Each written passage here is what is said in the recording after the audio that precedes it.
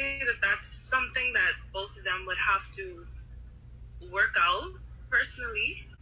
If your husband says that he wants to see more of you, like in the house, I wouldn't expect it to be, overall dressing in every single day of your life, But if that's what they're asking, I think that's a little bit too much. Maybe like in the house, like if you want to do something and he wants to see more of you, maybe, yeah. I mean, I would probably do it if it wasn't like a total shift. I would say I agree with 12. This is 14 here. That obviously this is just a sign of spiritual immaturity. But if we married when we were both a little more immature and I've grown in the Lord more, then I can't expect him to grow at the same pace. Obviously, like what 12 said, we need to talk this over. And sure, if you want me to dress really sexy in the bedroom, I'm okay with that.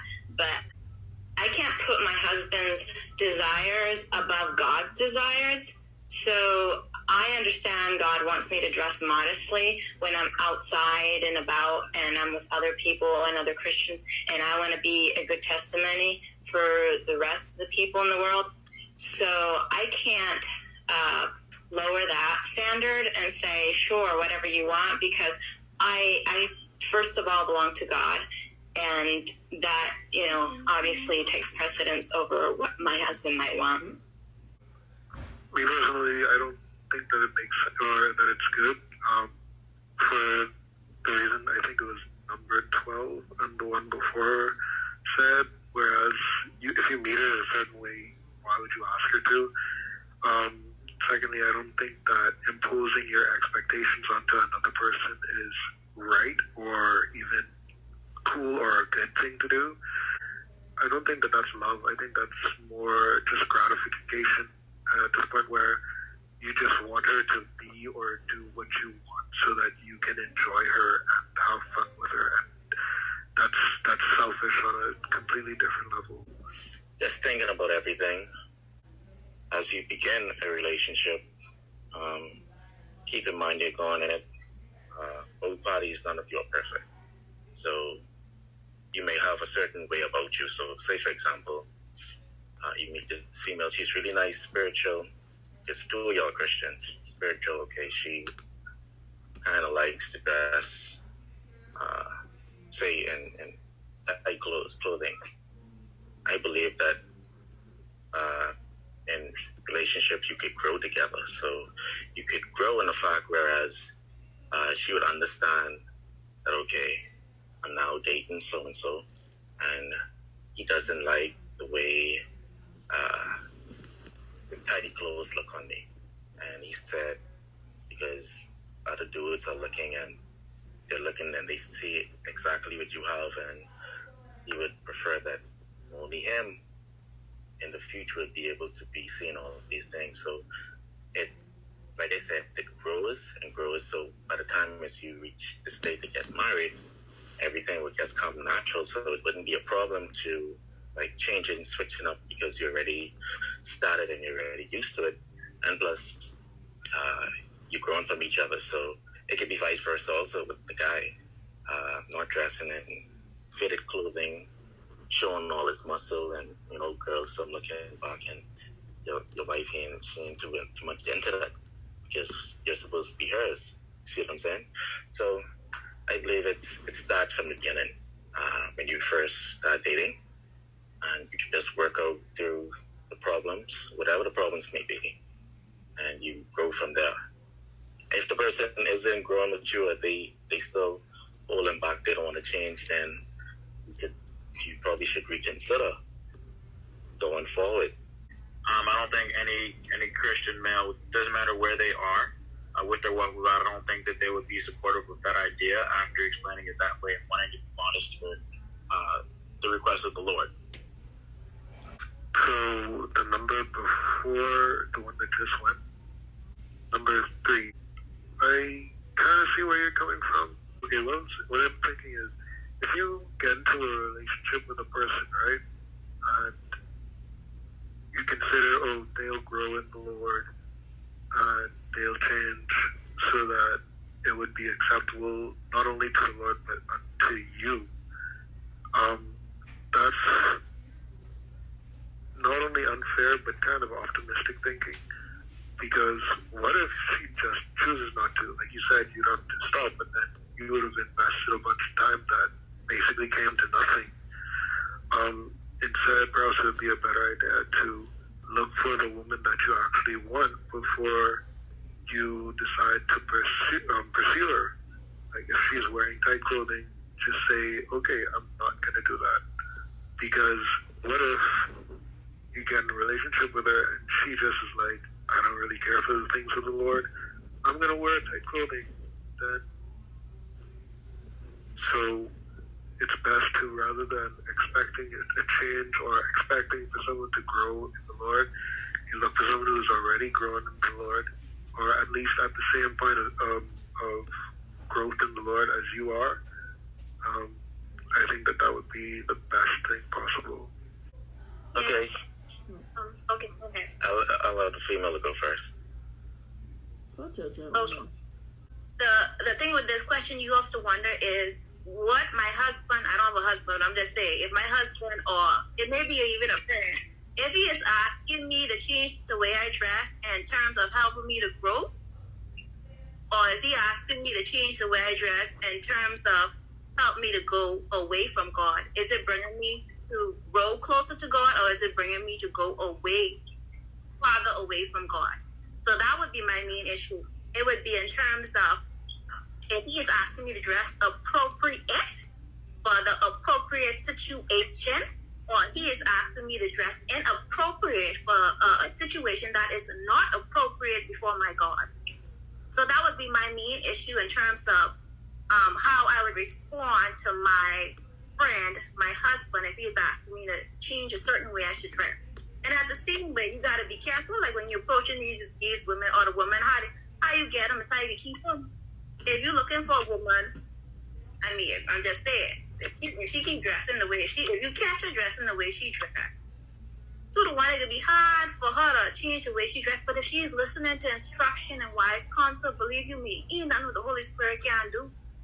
If you want her to change the way she dressed so that she may draw closer to her God, and so that she will dress appropriate, where she will bring her to grow to her God and not go away from her God, then of course, believe you me, ain't nothing wrong with the husband asking her to change the way she dressed if it's bringing her closer to her God. But if he's asking her for an appropriate situation, that it will bring her away from her God, then of course there is an issue with me as a woman of my husband or my friend asking me to change the way I dress. I have a different perspective. Okay, so in life we go through different situations. Let's just say your husband or your wife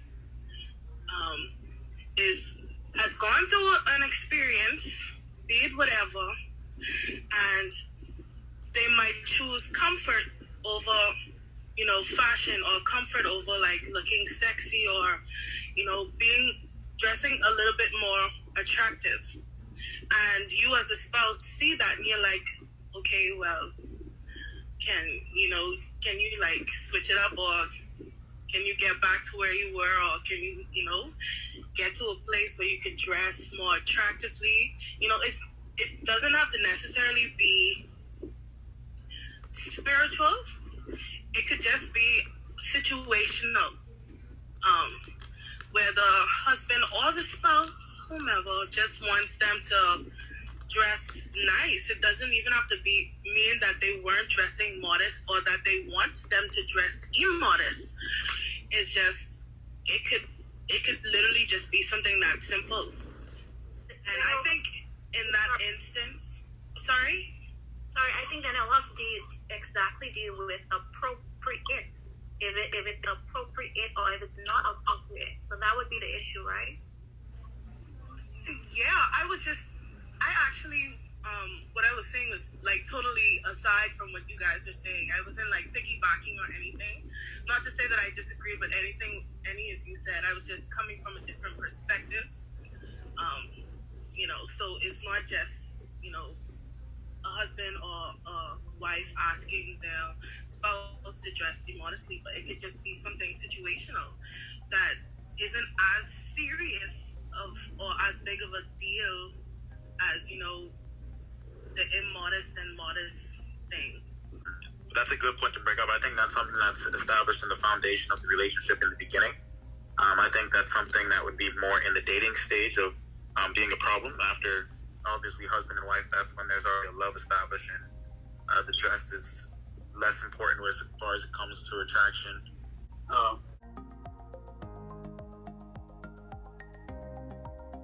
One I would say is procrastination. Two,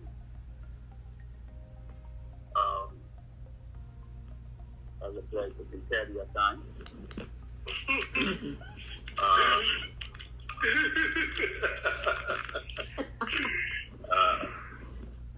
What does it do? They sorry.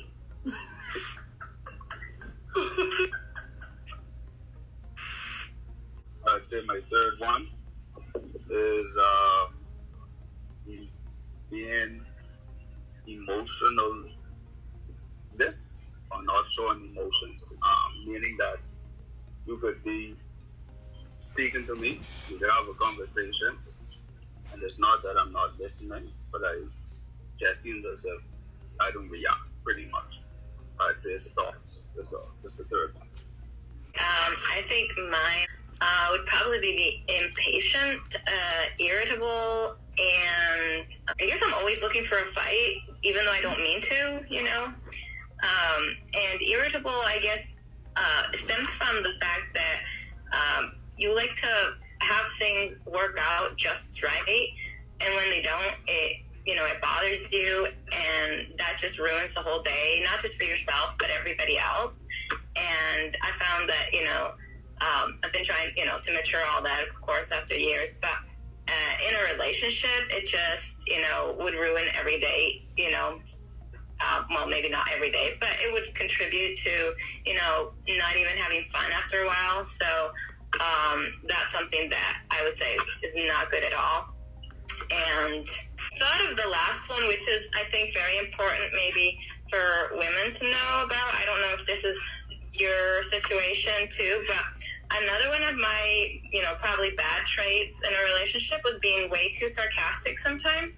And not intending to, but I would sometimes belittle my boyfriend sometimes. And it, obviously this is something that men hate, but in my way of thinking, I was just joking around most of the time, or trying to make the situation funny. And sometimes we'd laugh and everything, but it would get to a point where it was too much. And I even remember, these are like red flags. Even my parents would come across and say, the way you say things is the truth, but you don't say things in love, And I had that problem of always being super honest and super direct, but not saying things in a nice way. So that probably was, one of my toxic traits too during relationships. For me, I guess, because I'm more of a perfectionist in the sense, I can become maybe critical, not outwardly critical, but yet I tend to overthink simple things that wouldn't really, mean a hill of beans at the end of the day, because it's not, I didn't cross the I or dot the T, I tend to be critical maybe of myself and of others if I see it's not being done in a way that it should be done. Number two, I can be moody. I really have an issue when it comes down to me fluctuating from being overjoyed and being this, super nice individual to be around, and then I tend to just want to be by myself, most of the time, and just in seclusion. So I tend to be moody, my mood can change, and rather quickly, and people may think that, I have a problem with them, but it's just, I don't know, I'm wired, that way, and that's something I need to pray about, And I guess the third thing would be, I guess not being open with my feelings. You know, sometimes I tend to boil my feelings inside and pretend like nothing has happened when, in fact, maybe, you know, confrontation is actually necessary in order to improve, you know, the health of the relationship. So instead of being that turtle, maybe I should come out of my shell and just be more outspoken. So I guess that's my issue. Can I interject? Like, y'all, I just wanted to know, do y'all think that this is a Christian thing? Because I also struggle with moods and being, you know, just being struggling, like just not being the best person sometimes. As far as like mood, like it seems like a Christian thing. I mean, I know that ain't of God, but that's my personality too. Like I totally agree with that was 19. Like I could be high and I could definitely be low, and I think that is so me. Oh my gosh. Yeah, like that just like even with my, and how I know so good is because like even my friends tend to tell me about it a lot of times. Like they feel like I have a problem with them, or like why acting like this or blah blah blah, and it's like I ain't even sure I have a reason. I just want to act like this. So I don't know. It's bad. I agree. That's me. That's me also.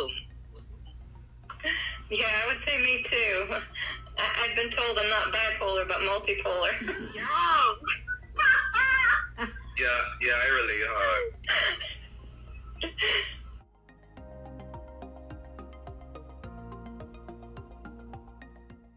Why? I kind of get the feeling that if you're going to sign a prenuptial agreement, then it means you're kind of already afraid this marriage is not going to work out, which kind of defeats the purpose of a Christian marriage. Go, girl. I think in the case of more accomplished individuals getting married, people who are up there with their finances, I think the prenuptial agreement would be okay for them, especially if each individual has their own business, if things are, you know, when you're dealing with a lot of money, you're a rich set of folk, I think having a prenup is not a bad thing. Even though as a Christian, you know, the goal isn't to think, you know, this is going to end someday. But, I mean, in that case, then you just stay together. But, you know, when you have so much at stake in terms of, like, businesses or just wealth, especially if it's something that's family, something that's inherited and something that you would probably pass down, maybe, yeah, I think a prenuptial agreement would work or is okay in that sense. Well, you saying it'll be okay if you get rich and you don't want to take your money? Basically. But it's not necessarily that I don't want him to take my money. It's just that, especially if you've made a business for yourself and it has your name on it, I don't want it at the end of the day. If something were to happen that all of what I've worked for is now taken from me, you know? So that's just how I see it. It's only a business thing. Like, in any regular marriage, I wouldn't do it. Honestly, in a regular marriage, I wouldn't do it. But in that sense, I would. I would not want to sign a prenup because, you know, it says two shall become one, and you're not looking forward to getting divorced. So why would you want to sign a prenup? Even if he's extremely rich, you don't want to. I feel as if I'm going to sign a prenup, it's saying that, hey, one day we're gonna separate. It's like we're looking forward to that one day getting separated, and I don't want to think that way. So I'm not gonna sign a prenup. Even if he asks, I'm not gonna sign it. I agree with the point of view that if you sign the prenup, it's almost like saying, "Oh, we definitely are going to divorce." That being said, I don't believe that that's necessarily the purpose, because I'm certain there are. Well, I don't know that there are, but I'm certain that there are people who sign prenups, and and did not end up divorcing each other. Also, I believe, well, a lot of us believe that rich people are the ones that are supposed to get prenups, but I don't necessarily believe that it's only for rich people, because a rich person, if they don't sign the prenup and the wife divorces them and takes half, he still has over $1 million or maybe $1 million or even 500K. But if a broke person or someone who, let's say, has maybe 50,000, 25,000, gets the divorce and they take half, now he's left with 12,500. So I believe the prenup is more beneficial for someone who is in the working class or not inside the same tax bracket as people who are rich. Also, nowadays, a prenup would not only serve to save a man's finances, but also a woman's, because I don't know how the courts have ruled on it, but I know there was like a little debacle where they were trying to figure out if it should be acceptable for women to pay half or pay child support if the man was not making as much as she was. So, yeah, I think a prenup actually is okay and is a good thing. That being said, the worship of Mammon is also a factor that kind of goes against signing the prenup.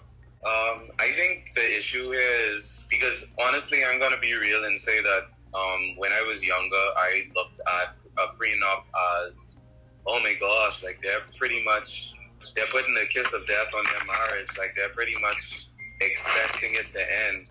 But in reality, as I think that was number 15 said, it's basically insurance. Like it's not so much like, hey, this is going to end, so let's enjoy it while we have it, and, you're going to have this amount. Like, I don't think it's that. It's literally, if things don't go the way they do because life happens, we already have a predetermined amount or percentage of this and that, and, we can avoid an argument, we can avoid a court date, we can avoid all of these different things by, saying ahead of time. I mean, not to say that this is something I want to do with my wife in the future, but I'm just saying, like, I view it differently now. I don't view it because I used to, when I was younger, as I said, I did not agree with it, but I now see it as insurance, and I work in insurance, so I see, how that relates. So, yeah.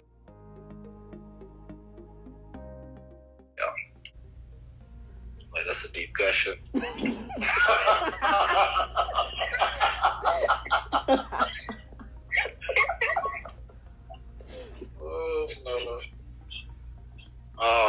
Toxic trait of the opposite sex.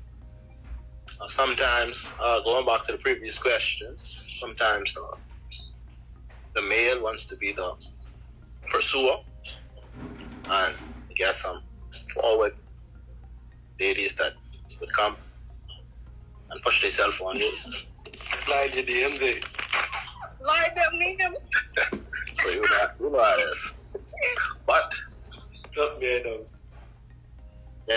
but as we said, as we discussed previously, it depends on how the person comes onto you. Like, you can't be lost. You gotta make sure you know exactly what the person is interested in. But you can't just come out of nowhere and just say, I like you, because I got what you like about me, because you don't even know me. The next toxic trait, I would say, is they have to know what they want, where they headed. Because sometimes it's just like, okay, you might be infatuated with me, but you don't really have no ambitions or dreams that we could work together and go someplace.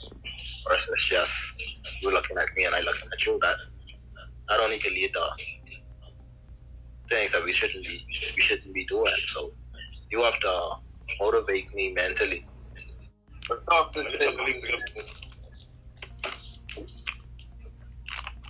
for the opposite sex, I would say when they cannot take no for an answer or being too persistent, trying to be in a relationship with someone when the person is not interested.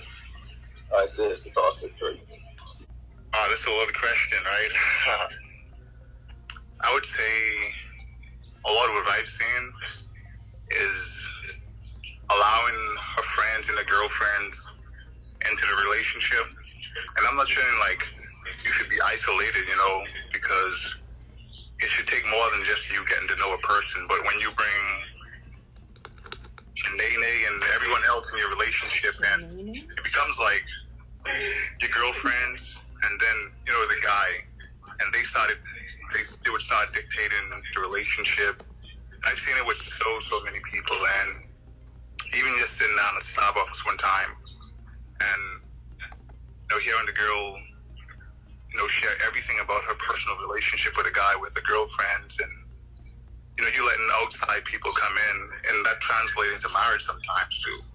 Like someone told me a long time ago, your marriage is a personal castle, and that's something that you should protect. So that's one of the huge toxic traits that I've seen personally. My common toxic trait is like, I ain't gonna tell you no lie, is when I find a man who is unreasonable, that drives me off the wall. I ain't gonna tell you no lie. And a guy who is not able to reason or who is always argumentative, big toxic, up, chemical, face, all right there. Run, girl, run. Run is correct. So anyhow, that's my main issue, because I even had a guy where he was so unreasonable. He was after me, and then even after he get married, he was after me. And then he what? Repeat that again.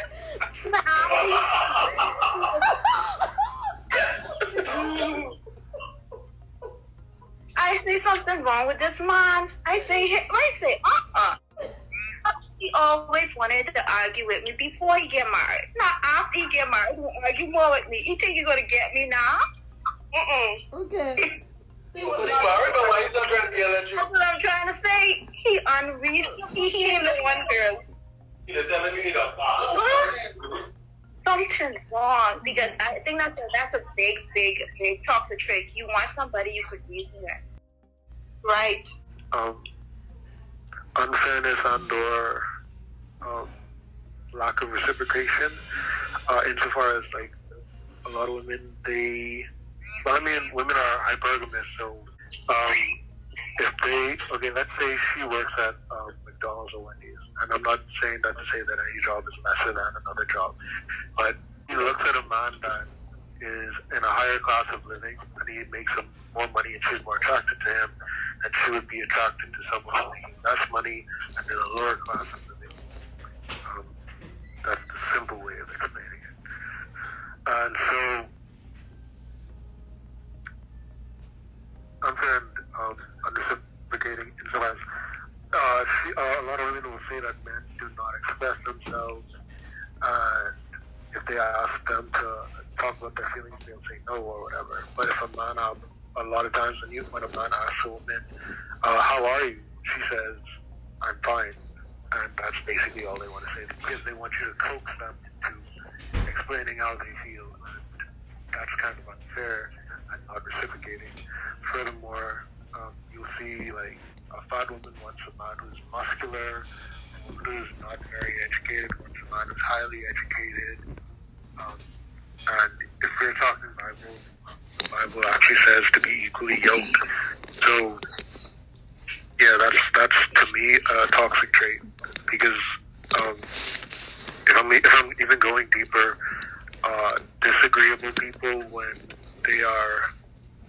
they're I'll say in a relationship with a person who's agreeable, they will typically find the agreeable person to just be a pushover, and the agreeable person will find the disagreeable person to be like uptight. So it is just toxic because it doesn't work out. Not to say that they're necessarily bad on their own.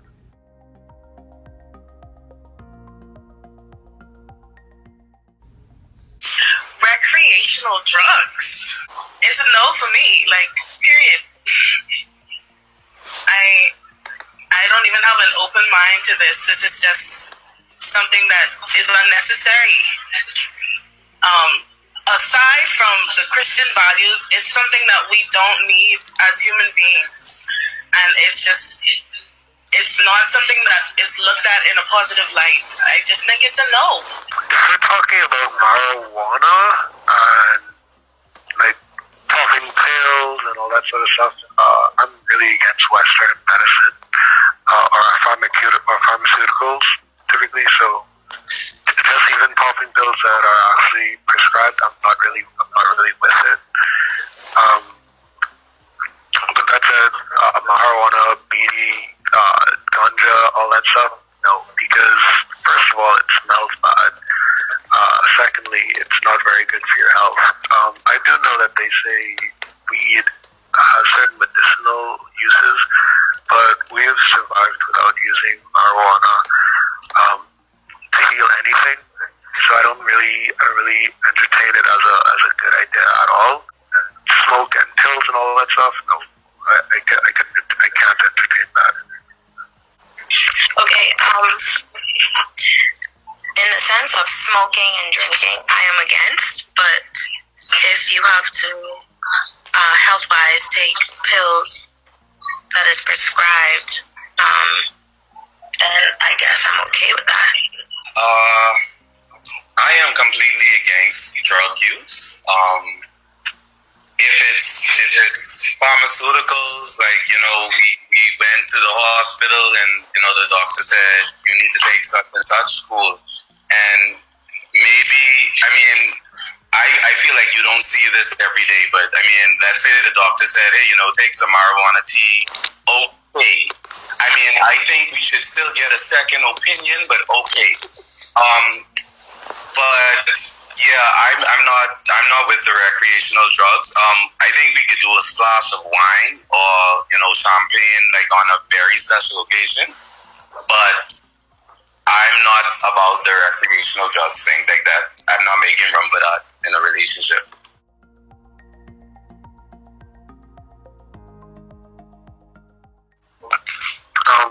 Dating as in we're boyfriend and girlfriend. Yes, it should be exclusive. As far as I'm concerned, dating itself is essentially marriage. Because when we look at Adam and Eve, they were husband and wife, but in the Bible there's no real record that they got married. Because marriage, especially when, as Christians we wouldn't fornicate, but nowadays people are more open sexually. So after you've had sex, you can check it out. Consummation itself is marriage, and it leads to soul ties, which is a whole other thing. But it should be exclusive. If you have a bunch of people inside your mind and that you're dating, especially if you mess around and call me Trayvon and my name is someone else, yeah, that's just no. Dating has to be exclusive, especially because it's really the precursor to marriage, and to me it's marriage itself. So if you can't take dating seriously, why would I expect you to take marriage seriously? I think it should just be one person. For me, I would only want to get to know one person. I don't think I could get to know two people at the same time. And then I think it would be weird. Probably say talking to somebody for 3 months and then I just start talking to somebody for a month and then just stop talking to the person who I was talking to for 3 months. I don't know. That don't make sense to me. But I think dating one person would allow me to choose whether I want to continue and actually be in a relationship with this person or just remain friends and then, I don't know, date someone else. Okay, so for me as a guy, I think the talking thing, it's kind of like anything else where you're kind of throwing out lines and seeing who's going to bite and who you like, who you actually like, or could see yourself with, or like, Yeah.